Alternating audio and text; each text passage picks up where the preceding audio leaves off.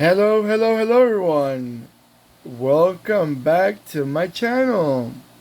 Alright, let's see what we got for you today. We have a rugged Japanese SUV.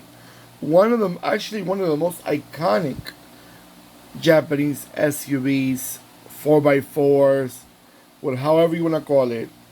If one car you want to think about that's Japanese and it's off-roader, the Land Cruiser has to be in your mind, or has to be one of your number one choices. Now we have right now in front of us is a 143 scale 1978 Toyota Land Cruiser FJ56. Now this is actually quite a it's actually a car that I've seen in person. Because a lot of the Land Cruisers, some of the years they didn't come to America. Like the new generation, now they're coming back for 2024. But for a while they skipped. And also back in the 60s, if I'm not mistaken, we did not have the Toyota Land Cruiser in the States. But if you are familiar with this model, you have seen them probably in the States or any part of North America. Now, let me know in your country, did they ever have this model? This car has to been very popular, I would say, probably in Africa and probably Asia. You know, that has that safari type of look and rugged, big, high on the ground, rugged type of car. And the Land Cruiser represents a reliable car.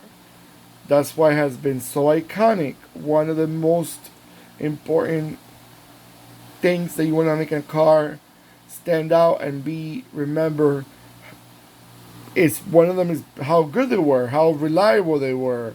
You know, in the safaris, in those jungles, you don't see no how you call it, those Mazdas, or no, you see Toyota Land Cruisers.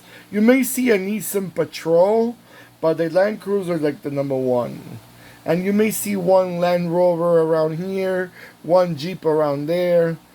But when it comes to this safari type of cars, Land Cruiser are one of the number ones. Now this is a beauty. By the way, guys, this is not a die cast. This is a resin. These are those fragile but beautiful looking resin cars. As long as the 143 and it represents the real car, I'm all for it. And they're a little more expensive, but they're worth it. You don't find these in diecast. So once you don't find them in diecast, is resin my other choice. And I have a lot of resins lately. I've been showing to you a couple of them. I have a lot more to come. But they are good. Diecast and resins are welcome in my books as long as they represent a real car. I mentioned this in the past and I'll say it again. By the way, guys, I want to thank everyone that's been following my channel. Thank you so much for those nice comments. You know, believe me, I read them all. And also, thank you so much for those likes and the subscribers. Everybody is very welcome to my channel. It's free to subscribe, and it's free to click the bell next to the subscribe button. So go ahead. Now, going back to this resin, let me rephrase this resin. I love how these little details, like that little antenna right there by the fender, those little turn signals by the fender, even the roof rack, those details are on point. I love it. Even the muffler side pipe, beautiful looking car. Alright guys, so I'm going to let it go around a few times so you can have a nice look at it, and I'll be right back.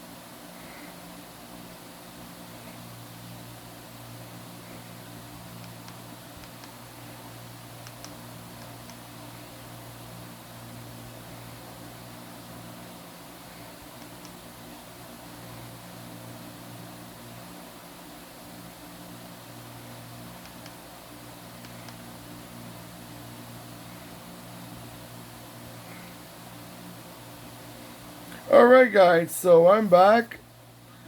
I was looking, I love the two-tone color. Especially they put the white in the middle like the sandwich. And then you got the top and the bottom the same color. Isn't that cute? I see them in pictures and they do have it like that. Nice touch, really nice touch. Different. When Toyota wants to make a good looking car, they make them. And let me tell you, this is a big car too. I've seen them in person, like I told you before. They are big. They are big. Have you seen these cars in person, guys? Have you ever drove one of these? Or you're like me. We got only in a 143 scale. That's the only way we can afford them. Well, let me tell you, at this point, as many as I have, that's the only way I can have them. Because if each and one of these cars were real life, forget it. I have to own a huge piece of land and store them all together. So let's just keep it the way it is at the 143. Yeah, let me know, guys, if you ever drove one of these. Are they comfortable? Were they reliable? Do you still see them on the road in your country? And are they still in good shape? Because this is already a 45-year-old car. So I know, regardless of a Toyota, as much as we want to brag about the Land Cruiser, 45-year-old car is a 45-year-old car. Will still give you problems. So as much as we want to brag it, we want to give it credits, it's still going to break down sooner or later, parts here and there. And these classic cars, their parts are hard to find. Alright guys, so I'm going to let you go, guys. Take care of yourselves more than ever, like I always mention.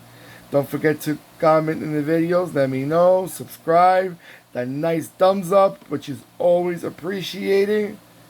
And goodbye.